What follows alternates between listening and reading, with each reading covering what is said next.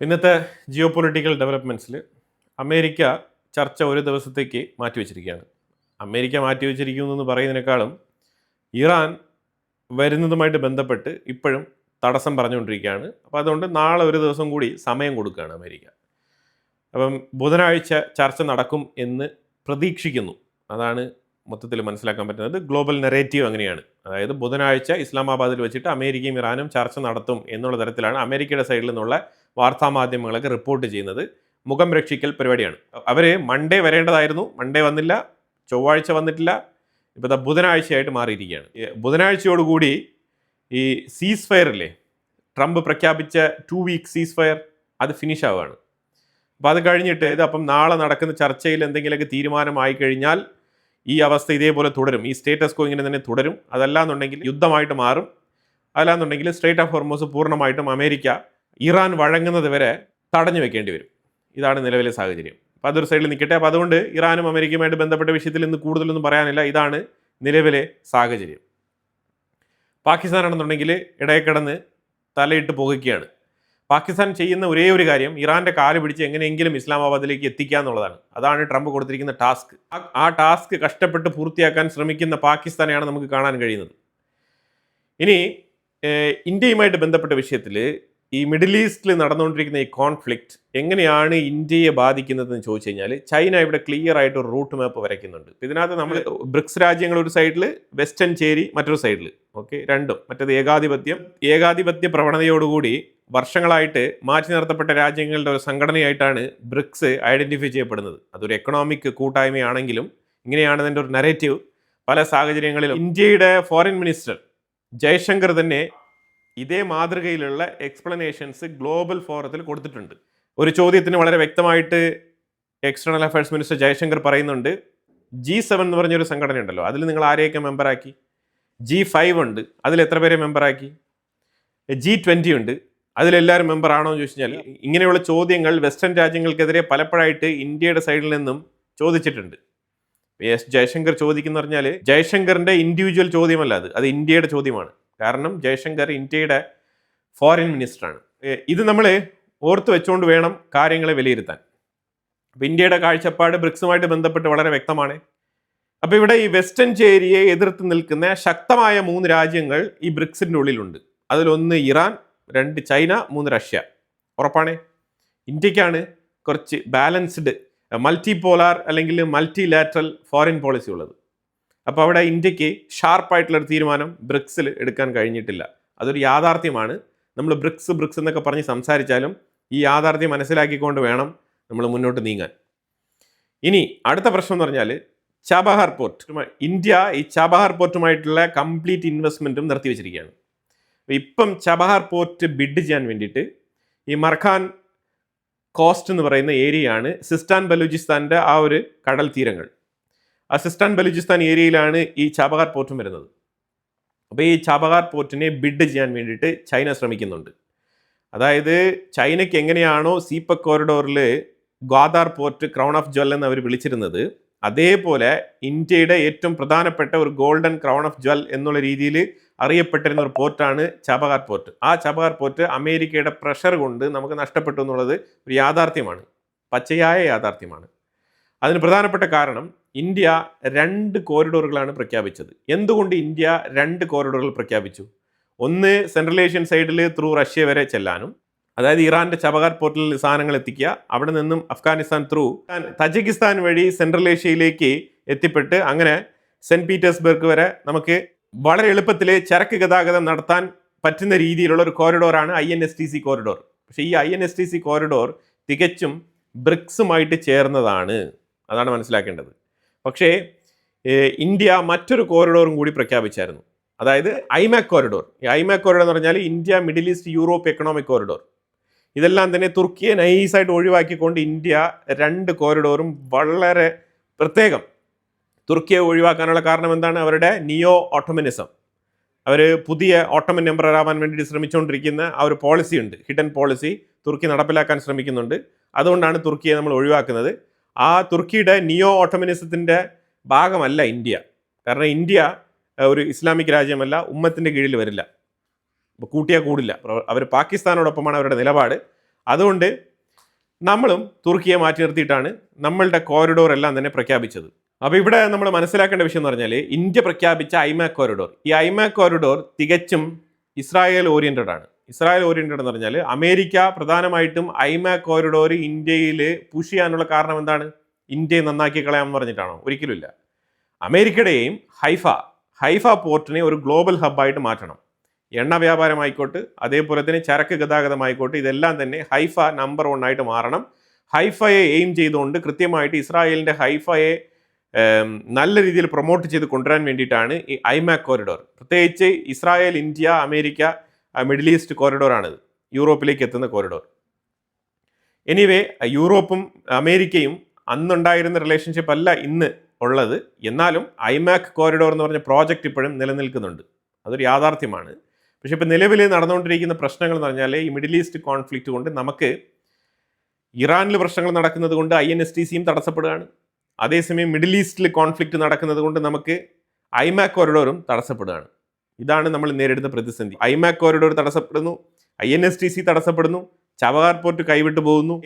എല്ലാം തന്നെ ഇന്ത്യക്ക് ഒരു വെല്ലുവിളിയായി മാറുകയാണ്. ഇന്ത്യ ഇപ്പം കഠിന ശ്രമത്തിലാണ്. എന്തിനാണ്? ചബഹാർ പോർട്ട് വീണ്ടും തിരിച്ചു പിടിക്കാനുള്ള ശ്രമത്തിലാണ്. അത് തിരിച്ചു പിടിച്ചില്ല എന്നുണ്ടെങ്കിൽ പണി കിട്ടും ഇന്ത്യക്ക്, അത് ഉറപ്പായിട്ടുള്ള കാര്യമാണ്. സെൻട്രൽ ഏഷ്യയിലേക്കുള്ള ഗേറ്റ് വേ ക്ലോസ് ആവുകയാണ്. ക്ലോസ് ആവാൻ മീൻസ് നമുക്ക് ഇറാൻ്റെ മറ്റുള്ള പോർട്ടുകൾ ഉപയോഗിച്ചുകൊണ്ട് നമുക്ക് കയറ്റി അയക്കാൻ പറ്റും, ഇല്ല എന്നില്ല. പക്ഷേ നമ്മളുടെ സാധനങ്ങൾ കയറ്റി അയക്കാൻ നമുക്കായിട്ടൊരു പോർട്ട്, അതാണ് അവിടെ ഉണ്ടായിരുന്നത്. ഇനി നാളെ നമ്മൾ ബന്ദർ അബ്ബാസിൽ പോയി സാധനങ്ങൾ ഇറക്കുമ്പോൾ ചൈന കൈവശം വെച്ചിരിക്കുന്ന ഈ ചബഹാർ പോർട്ടിനെ ക്രോസ് ചെയ്ത് വേണം നമ്മൾ ബന്ദർ അബ്ബാസിൽ എത്താൻ. അപ്പോൾ അവിടെ ചൈന നമ്മളെ നിരീക്ഷിക്കുകയാണ് ഇരുന്ന്. അപ്പോൾ ഇങ്ങനെ ചൈനയുടെ ഒരു കടന്നുവരവ് ആ മേഖലയിൽ കൃത്യമായിട്ട് പറയുകയാണെന്നുണ്ടെങ്കിൽ സിസ്താൻ ബലൂചിസ്ഥാൻ ഏരിയയിൽ നിരവധി ചൈനീസ് കമ്പനികൾ ഓൾറെഡി ഓപ്പൺ ചെയ്ത് കഴിഞ്ഞു. അവർ ഈ ചൈനീസ് കമ്പനികൾക്ക് വേണ്ടിയിട്ടുള്ള ഒരുപാട് മെറ്റീരിയൽസ് അവരവിടെ ഇറക്കുമതി ചെയ്യുന്നുണ്ട്. അവർ ചില സമയങ്ങളിൽ ചബഹാർ പോർട്ട് അവർ ഉപയോഗിക്കുന്നുണ്ടായിരുന്നു, അതേസമയം ബന്ദർ അബ്ബാസും അവർ ഉപയോഗിക്കുന്നുണ്ടായിരുന്നു. നടന്നുകൊണ്ടിരിക്കുന്ന യുദ്ധങ്ങളൊക്കെ ഒരു സുപ്രഭാതത്തിൽ അവസാനിക്കും. അത് കഴിഞ്ഞാൽ അമേരിക്ക പൊടിയും തട്ടിപ്പോവും. പക്ഷേ വളരെ വ്യക്തമായ ഡോമിനേഷനോട് കൂടി കൈവശം വെച്ചിരുന്ന ചബഹാർ പോർട്ട് ഇന്ന് ഇന്ത്യയുടെ പക്കലില്ല. ഇത് ഇന്ത്യക്കൊരു പരാജയമാണെന്ന് ചോദിച്ചു കഴിഞ്ഞാൽ എൻ്റെ അഭിപ്രായത്തിൽ ഒരു പരാജയം തന്നെയാണ്. പരാജയങ്ങൾ വരുമ്പോൾ അതിനെ ഓപ്പണായിട്ട് തുറന്ന് പരാജയമാണെന്ന് പറയാനുള്ള മാനസികാവസ്ഥ വേണം. ശരിയാണ്, നമ്മൾ ഇന്ത്യയെ സ്നേഹിക്കുന്നുണ്ട്, ഇന്ത്യ നമുക്കെല്ലാമാണ്. പക്ഷേ പരാജയങ്ങളെയും നമ്മൾ അംഗീകരിച്ചേ പറ്റൂ.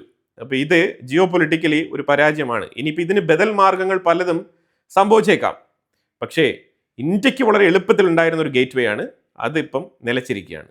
അവിടെ ചൈന അത് കൈയടക്കാൻ വേണ്ടിയിട്ട് സകല അടവുകളും പയറ്റുന്നുണ്ട്. ഇപ്പം ഞാനിവിടെ കാണിച്ചിരിക്കുന്ന മാപ്പുകളൊക്കെ ഇതുമായിട്ട് റിലേറ്റഡ് ആണ്. ശരിക്കും തുർക്കി അവരുടേതായിട്ടുള്ള ഒരു central Asia trade root plan ചെയ്യുന്നുണ്ട്. അത് തുർക്ക്മെനിസ്ഥാൻ ത്രൂ വരെ പൈപ്പ് ലൈൻ, തുർക്ക്മെനിസ്ഥാൻ, അസർബൈജാൻ, അതുപോലെ തുർക്കിയുടെ കോക്കസ് റീജിയൻസ്, അവിടെ എല്ലാം ഓൾറെഡി അവിടെ പൈപ്പ് ലൈൻ കണക്ടിവിറ്റി ഉണ്ട്. ആ പൈപ്പ് ലൈൻ കണക്ടിവിറ്റി ത്രൂ അവർ ഒരു പുതിയ ട്രേഡ് റൂട്ട് എസ്റ്റാബ്ലിഷ് ചെയ്യാൻ ശ്രമിക്കുന്നുണ്ട്. പക്ഷേ തുർക്കിക്ക് അത് സാധിക്കുന്നില്ല. ഇറാനാണ് ഇവിടെ ജിയോഗ്രഫിക്കലി വളരെ ക്ലിയർ ആയിട്ട് ആപ്റ്റായിട്ടുള്ള ഈസ്റ്റ് വെസ്റ്റ് ലൊക്കേഷനായിട്ട് ഒരുപാട് രാജ്യങ്ങൾ തിരഞ്ഞെടുത്തിരിക്കുന്നത്. അത് പ്രത്യേകിച്ച് INSTC ആയിക്കോട്ടെ, ചൈനയുടെ belt and road BRI 2013 China BRI propose ചെയ്യുന്നത്. അതിനെ തുടർന്ന് ഇറാനെ കൃത്യമായിട്ട് BRIയിൽ പെടുത്താൻ വേണ്ടിയിട്ട് $400 ബില്യൺ വർത്ത് വരുന്ന എഗ്രിമെൻ്റാണ് ഇറാനുമായിട്ട് ചൈന സൈൻ ചെയ്തത്. ഇറാൻ ചൈന തമ്മിലുള്ള ബന്ധം എന്താണെന്ന് പറഞ്ഞാൽ ഇതൊക്കെ നമ്മൾ നോക്കി കാണേണ്ടതുണ്ട്. ഈ 400 ബില്യൻ്റെ ഡീൽ ഇറാനും ചൈനയും സൈൻ ചെയ്യുന്നത് 2021 അത് 2013 പ്രപ്പോസ് ചെയ്ത BRIയിൽ 2021 കൃത്യമായിട്ട് ഡീല് സൈൻ ചെയ്തുകൊണ്ട് ആധികാരികമായിട്ട് ഇറാൻ ഉള്ളിലേക്ക് വരുന്നത്. അപ്പോൾ ഇറാൻ എന്ന് പറഞ്ഞാൽ ഒരു എസെൻഷ്യൽ ബൈപ്പാസ് ആണ്. എന്തിനാണ്? ശരിക്കും വെസ്റ്റേൺ അമേരിക്കൻ ട്രേഡ് റൂട്ടിനെ, മാരിടൈം ട്രേഡ് റൂട്ടിനെ മറികടക്കാൻ വേണ്ടിയിട്ടുള്ള ഒരു സൊല്യൂഷൻ കൂടിയാണ് ഇറാനുമായിട്ട് ബന്ധപ്പെട്ട BRI കണക്ടിവിറ്റി. ഇപ്പോൾ റഷ്യ മറ്റൊരു സൈഡിൽ ശ്രമിക്കുന്നുണ്ട്. എന്താണ് റഷ്യ ശ്രമിക്കുന്നത് പറഞ്ഞാൽ, റഷ്യ ഇന്ത്യയെ കൺവിൻസ് ചെയ്യുന്നുണ്ട്, അതേപോലെ ചൈനയും കൺവിൻസ് ചെയ്യുന്നുണ്ട്. എന്നിട്ട് ഇന്ത്യ, റഷ്യ, ചൈന 3 പേരും കൂടി ഈ സെൻട്രൽ ഏഷ്യൻ റൂട്ടിലേക്ക് ഇന്ത്യക്ക് ചൈനയുടെ റൂട്ടുകൾ ഉപയോഗിക്കാൻ വേണ്ടിയിട്ടുള്ള റെക്കമെൻഡേഷനുമായിട്ട് ചൈനയെ അപ്രോച്ച് ചെയ്യുന്നുണ്ട് റഷ്യ ഇന്ത്യക്ക് വേണ്ടിയിട്ട്.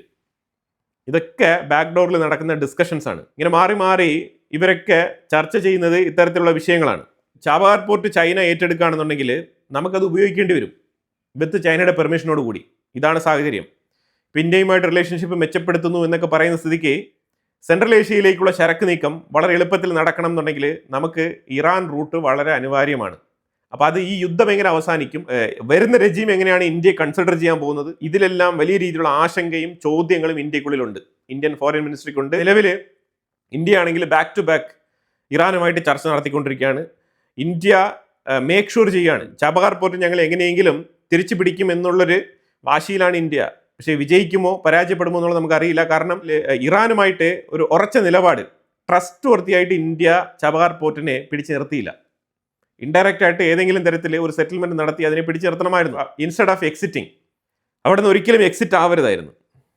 എനിവേ ഏതെങ്കിലും തരത്തിൽ അമേരിക്ക പറഞ്ഞ് കൺവിൻസ് ചെയ്യേണ്ടതായിരുന്നു. പലപ്പോഴായിട്ട് നമ്മളത് കൺവിൻസ് ചെയ്തിട്ടുണ്ട്. എന്തായാലും ഈ ഒരു ക്രൂഷ്യൽ ടൈമിൽ ഇന്ത്യ ചബഹാർ പോർട്ടിൽ നിന്നും പുറത്തു വന്നത് അതൊരു പരാജയമായി തന്നെ കരുതപ്പെടുന്നു. ചരിത്രത്തിൽ പിന്നീട് അത് വിലയിരുത്തപ്പെടും, ഉറപ്പാണ്. ചെറിയൊരു പിഴവല്ല, വലിയൊരു പിഴവാണ്. ചൈനയ്ക്കാണെന്നുണ്ടെങ്കിൽ വളരെ എളുപ്പത്തിൽ ചൈനയുടെ ജിയാൻ എന്ന് പറഞ്ഞ ആ സ്ഥലം മുതൽ ഏപ്രിൻ എന്ന് പറഞ്ഞ സിറ്റി ശരിക്കും ഇറാന്റെ തെഹ്റാൻ എന്ന് പറഞ്ഞ തലസ്ഥാനത്തിൽ നിന്നും ജസ്റ്റ് 20 കിലോമീറ്റർ അവേ. അതാണ് ഏപ്രിൽ എന്ന് പറഞ്ഞ ആ സിറ്റിയിലേക്ക് ട്രെയിൻ കണക്ടിവിറ്റി ഉണ്ട്. 15 ദിവസത്തെ യാത്രയാണ്. ഇത് ഒരു 3 മാസങ്ങൾക്ക് മുമ്പ് അവർ ലോഞ്ച് ചെയ്ത പുതിയ പ്രോജക്റ്റാണ്. അതായത് ഇതിന്റെ പണി 2021 മുതലേ നടക്കുന്നുണ്ടായിരുന്നു. അത് കഴിഞ്ഞ് ഇപ്പോൾ 2025 അത് പൂർത്തിയായി. അത് ജനുവരിയോടുകൂടി അത് ലോഞ്ച് ചെയ്തു. 15 ദിവസത്തെ യാത്ര. 15 ദിവസത്തിൽ കൃത്യമായിട്ട് ചരക്ക് തെഹ്റാനിലെത്തും. അതാണ് മനസ്സിലാക്കേണ്ടത്. ഒരു തടസ്സങ്ങളുമില്ലാണ്ട് പൂർണ്ണമായിട്ടും ലാൻഡിലൂടെയുള്ള കണക്ടിവിറ്റിയാണ്. ഇവിടെ ആർക്കും ഒന്നും ചെയ്യാൻ കഴിയില്ല എന്നുള്ളതാണ്. ഇവിടെ ചൈനയാണെന്നുണ്ടെങ്കിൽ സെൻട്രൽ ഏഷ്യയിലേക്ക് കസഖസ്ഥാൻ, ഉസ്ബെക്കിസ്ഥാൻ, തുർക്ക്മനിസ്ഥാൻ വഴിയൊക്കെ കൃത്യമായിട്ടുള്ള കണക്ടിവിറ്റികൾ ഓൾറെഡി തന്നെ എസ്റ്റാബ്ലിഷ് ചെയ്ത് വെച്ചിട്ടുണ്ട്. അവർ BRIയുടെ പേരിൽ ഒരുപാട് പണം അവർ ഇൻവെസ്റ്റ്മെന്റ് ചെയ്തിട്ടുണ്ട്, ഒരടിച്ചു പൊളിച്ച് കളഞ്ഞിട്ടുണ്ട്. അതെല്ലാം ഒരു സൈഡിലിരുന്നാലും ഇങ്ങനെ ചില നേട്ടങ്ങളൊക്കെ ചൈനയ്ക്ക് ഉണ്ടായിട്ടുണ്ട്. അതും കൂടി നമ്മളിവിടെ എടുത്ത് പറയേണ്ടതാണ്. കാരണം ഇന്ത്യക്ക് അതേപോലെ സെൻട്രൽ ഏഷ്യയിലേക്ക് ഒരു റൂട്ടില്ല. ഇന്ത്യക്ക് ഇപ്പോൾ ചബഹാർ പോർട്ട് തന്നെ നിങ്ങൾ നോക്കൂ, നമ്മൾ ഗുജറാത്തിൽ നിന്നോ അല്ലെങ്കിൽ ബോംബെയിൽ നിന്നോ കടൽ മാർഗം അവിടെ ചരക്കെത്തിക്കേണ്ട സാഹചര്യമാണ്. കാരണം നടുക്ക് പാകിസ്ഥാൻ കിടപ്പുണ്ട്, നമുക്ക് അങ്ങനെ പോകാൻ കഴിയില്ല. ഇങ്ങനെയുള്ള ബുദ്ധിമുട്ടുകളൊക്കെ ഉണ്ട്. അഫ്ഗാനിസ്ഥാനുമായിട്ട് നമുക്ക് നല്ല ബന്ധമുണ്ടെങ്കിലും ലാൻഡ് കണക്ടിവിറ്റി ഇല്ല.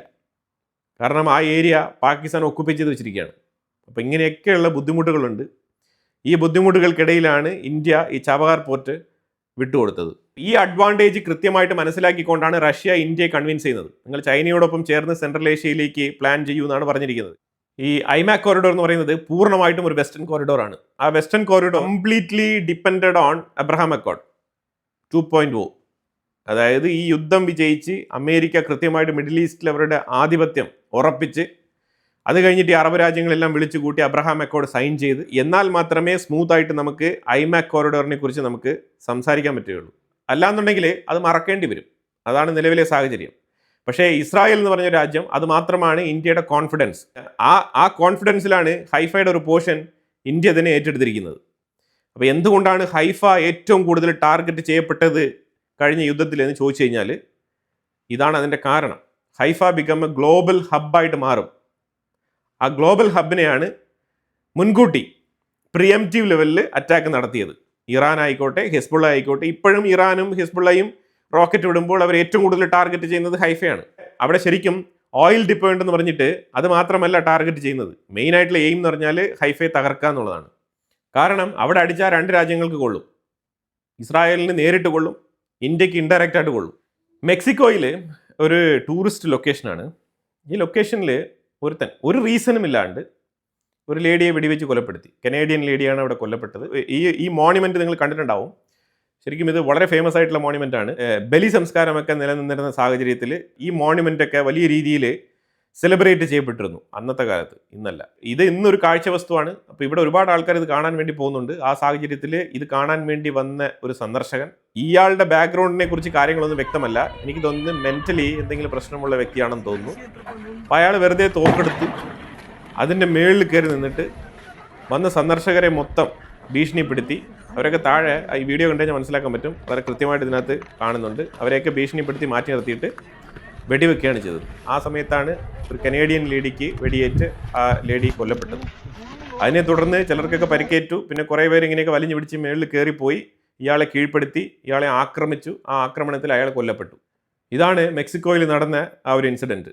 ഉക്രൈൻ ആണെന്നുണ്ടെങ്കിൽ റഷ്യക്കുള്ളിൽ തെരഞ്ഞു പിടിച്ച് എണ്ണപ്പാടങ്ങൾ ആക്രമിച്ചുകൊണ്ടിരിക്കുന്ന സാഹചര്യത്തിൽ ഏപ്രിൽ ലാസ്റ്റ് വീക്കോടുകൂടി ഡ്രൂസ്ബ പൈപ്പ് ലൈൻ ആക്റ്റീവ് ആവും എന്നുള്ള തരത്തിലുള്ളൊരു വാഗ്ദാനം സെലൻസ്കി പറഞ്ഞിട്ടുണ്ട്. അതായത് യൂറോപ്യൻ മേഖലയിലേക്ക് ഈ ഡ്രൂസ്ബ പൈപ്പ് ലൈനിൻ്റെ മാപ്പാണ് ഞാനിവിടെ വെച്ചിരിക്കുന്നത്. ഈ രാജ്യങ്ങളിലൂടെയൊക്കെയാണ് ഈ പൈപ്പ് ലൈൻ കടന്നു പോയിക്കൊണ്ടിരിക്കുന്നത്. അപ്പോൾ ആ പൈപ്പ് ലൈൻ ഏപ്രിൽ ലാസ്റ്റ് വീക്കോടുകൂടി പ്രവർത്തന സജ്ജമാവുമെന്നാണ് സെലൻസ്കി പറഞ്ഞിരിക്കുന്നത്. Let's C. അതിനു മുമ്പ് തന്നെ ഈ ഡ്രൂസ്ബ പൈപ്പ് ലൈനിൻ്റെ സ്റ്റാർട്ടിംഗ് പോയിന്റ് ആയിട്ടുള്ള റഷ്യക്കുള്ളിൽ പ്രവർത്തിക്കുന്ന ഒരു എണ്ണപ്പാടം സെലൻസ്കി ആക്രമിക്കാതിരുന്നാൽ നല്ലത്. അതും അടിച്ച് റെഡിയാക്കി കൊടുത്തിട്ട് അത് പൈപ്പ് ലൈനൊക്കെ ശരിയായി, പക്ഷേ റഷ്യക്കുള്ളിൽ ആ ഓയിൽ റിഫൈനറി ഞങ്ങൾ അറ്റാക്ക് ചെയ്തിട്ടുണ്ട്, അപ്പോൾ അതുകൊണ്ട് അവിടെ നിന്ന് സപ്ലൈ ഇല്ല എന്ന് പറയാനുള്ള സാധ്യതയുണ്ട്. പൈപ്പ് ലൈൻ ശരിയായിട്ടുണ്ടാവും, പക്ഷെ അവിടെ നിന്ന് സപ്ലൈ ചിലപ്പോൾ ഉണ്ടാവില്ല. വെറുതെ അല്ല, ശരിക്കും 55% റഷ്യക്കുള്ളിലുള്ള റിഫൈനറികൾ ഉക്രൈൻ അറ്റാക്ക് ചെയ്ത് നശിപ്പിച്ച് കളഞ്ഞിരിക്കുകയാണ്. അമേരിക്ക യൂറോപ്പിലേക്ക് C-17 ഗ്ലോബ് മാസ്റ്റർ എന്ന് പറഞ്ഞ ആ ഒരു കാർഗോ എയർക്രാഫ്റ്റിൽ ആയുധങ്ങൾ ഡംപ് ചെയ്തുകൊണ്ടിരിക്കുകയാണ്. തുടരെ ലോഡ് കണക്കിൽ കൊണ്ടുവന്ന് ഇറക്കുകയാണ്. ഇതിൻ്റെ സൂചന എന്ന് പറഞ്ഞാൽ ഈ ചർച്ച പരാജയപ്പെട്ടാൽ ഈ ആയുധങ്ങളൊക്കെ കൃത്യമായിട്ട് ലോഡ് ചെയ്യപ്പെടും. അതാണ് അതിൽ നിന്ന് നമുക്ക് വായിച്ചെടുക്കാൻ പറ്റുന്നത്. പിന്നെ ഇന്നലെ അമേരിക്ക സീസ് ചെയ്ത് വെച്ച ചൈനീസ് ഷിപ്പ് ഉണ്ടല്ലോ, ഇറാനിലേക്ക് വന്ന ചൈനയുടെ കപ്പൽ, ഇറാനിയൻ ഫ്ലാഗ് വെച്ച ചൈന കപ്പൽ തോസ്ക എന്ന് പറഞ്ഞ ആ കപ്പലിൽ നിറയെ ഈ മിസൈലിന് വേണ്ടിയിട്ട് ഉപയോഗിക്കുന്ന കെമിക്കലാണ് അതിൻ്റെ ഉള്ളിൽ ഉണ്ടായിരുന്നത് എന്നുള്ളൊരു കണ്ടെത്തലാണ് അമേരിക്ക നടത്തിയിരിക്കുന്നത്. ഇനിയിപ്പം ചൈനയെ ഡയറക്റ്റായിട്ട് ഇവർ പോയിന്റ് ഔട്ട് ചെയ്യുമോ, ഇല്ലെങ്കിൽ ഒരു സൈഡിൽ ഈ വിഷയങ്ങളൊക്കെ ഒതുക്കി വെച്ചിട്ട് നെഗോസിയേഷന് വേണ്ടിയിട്ട് ഉപയോഗിക്കുമോ എന്നുള്ളതിനെക്കുറിച്ച് വ്യക്തമല്ല. ചൈനയുടെ ഇൻവോൾവ്മെൻറ്റ് വ്യക്തമാണ് ഈ വിഷയത്തിൽ. ചൈന ഇങ്ങനെ റോ മെറ്റീരിയൽസ് ആയിട്ട് പല സംഗതികളും ഇങ്ങനെ അയച്ചു കൊടുക്കും. ഈ റോ മെറ്റീരിയൽ സപ്ലൈ ചൈന നടത്തും എന്നുള്ളത് ഞാൻ ഇതിനു മുമ്പ് തന്നെ വാർത്തയിൽ സൂചിപ്പിച്ചിട്ടുണ്ടായിരുന്നു. അവരുടെ പ്രത്യേകത എന്ന് പറഞ്ഞാൽ അവർ റോ മെറ്റീരിയൽ അയച്ചു കൊടുക്കും. വേണ്ടി വന്നാൽ എംപ്ലോയിയെ ഇറാനിലേക്ക് അയച്ചു കൊടുത്തിട്ട് അവിടെ വെച്ചിട്ട് കാര്യങ്ങൾ അസംബിൾ ചെയ്യും. അങ്ങനെയാണെങ്കിൽ മിസൈലാണോ കൊടുക്കുന്നത്? ഇല്ല. പക്ഷേ മിസൈലിലേക്ക് വെക്കുന്ന ചില കെമിക്കലാണ് കൊടുക്കുന്നത്. ഓക്കെ, അത് കെമിക്കലാണ്, അത് ഡ്യുവൽ പർപ്പസ് ആയിരിക്കും. അതൊരു പക്ഷേ സ്പേസ് റോക്കറ്റിനും ഉപയോഗിക്കാം, അതുപോലെ മിസൈലിനും ഉപയോഗിക്കാം. അപ്പോൾ അത്തരത്തിലുള്ള സാധനങ്ങൾ അയക്കുമ്പോൾ ബ്ലെയിം ചെയ്യാൻ പറ്റില്ല. കാരണം ഈ ഓർഡർ ഇൻവെൻട്രി ഉണ്ടല്ലോ, ഈ ഓർഡർ ഇൻവെൻട്രിയിൽ bill of entry, bill of exit, ഇതിലൊക്കെ കൃത്യമായിട്ടുള്ള റെക്കോർഡ് ഉണ്ടാവും. ആ റെക്കോർഡിൽ ഇന്ന പർപ്പസ് എന്നവർ എഴുതിയിട്ടുണ്ടാവും. അപ്പോൾ അവിടെ എങ്ങും മിസൈലിന് വേണ്ടിയിട്ടാണെന്നൊന്നും എഴുതാൻ പോകുന്നില്ല. അവർ വേറെ എന്തെങ്കിലും പർപ്പസ് എന്ന് പറഞ്ഞിട്ട് അതിനകത്ത് കാണിച്ചിട്ടുണ്ടാവും. അപ്പോൾ അതുകൊണ്ട് ലീഗലി ഒന്നും ചെയ്യാൻ കഴിയില്ല. പിന്നെ ഈ വാർത്ത ഫോക്സ് ന്യൂസ് ആണ് റിപ്പോർട്ട് ചെയ്തിരിക്കുന്നത്. ചൈനയൊക്കെ ഡെഫിനറ്റ്ലി ഇൻവോൾവ്ഡ് ആണെന്നുള്ളത് പണ്ടേ എല്ലാവർക്കും അറിയാവുന്ന കാര്യമാണ്. ഇത് പുതുതായിട്ട് കണ്ടെത്തേണ്ട വിഷയമൊന്നുമില്ല. പിന്നെ ഈ കപ്പൽ പിടിച്ചെടുത്ത സ്ഥിതിക്ക് കുറച്ച് എവിഡൻസോട് കൂടി മനസ്സിലാക്കാൻ പറ്റുന്ന ഒരു സാഹചര്യമാണിത്. അപ്പോൾ എന്തായാലും വളരെ ഇമ്പോർട്ടൻ്റ് ആയിട്ടുള്ള വാർത്തകളാണ് നമ്മൾ വീഡിയോയിൽ പങ്കുവച്ചത്. ഇതിനെക്കുറിച്ചുള്ള അഭിപ്രായങ്ങൾ കമൻറ്റ് ബോക്സിൽ രേഖപ്പെടുത്തുക. കൂടുതൽ വാർത്തകളുമായിട്ട് അടുത്ത വീഡിയോയിൽ വരാം. Thank you so much.